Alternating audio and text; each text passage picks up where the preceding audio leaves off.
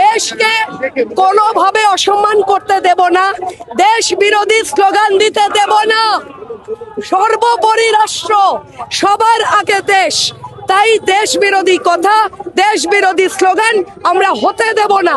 আমাদের কাছে এটা আলটিমেট।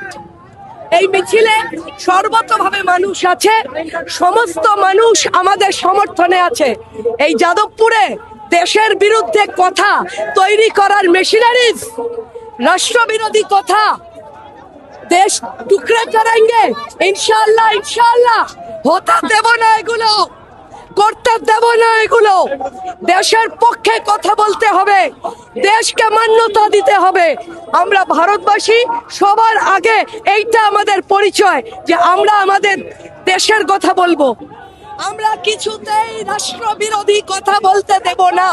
রাষ্ট্র সর্বোপরি, সবার আগে দেশ। তাই যে জাতীয় স্লোগান লেখা থাকছে যাদবপুরে, যে জাতীয় নোংরা দেশ বিরোধী স্লোগান, টুকরা টুকরে গ্যাং, আমরা এগুলো হতে দেব না। মানুষ আমাদের সঙ্গে, মানুষ আমাদের সঙ্গে আছে এবং সমস্ত মানুষ আমাদের সঙ্গে আমাদের প্রতিবাদে সামিল আছে। কি করবে, কি করবে? এই মিছিল যাবে যতটা অবধি গন্তব্য, ততটাই যাবে এই মিছিল। আমরা যাদবপুরে জাতীয়তাবাদী রাষ্ট্রবাদী সরকার গোটা পশ্চিমবঙ্গে গঠন হয়েছে, যাদবপুরেও তাই। যাদবপুরে আমি কোনোভাবে রাষ্ট্র বিরোধী কথা বলতে দেব না।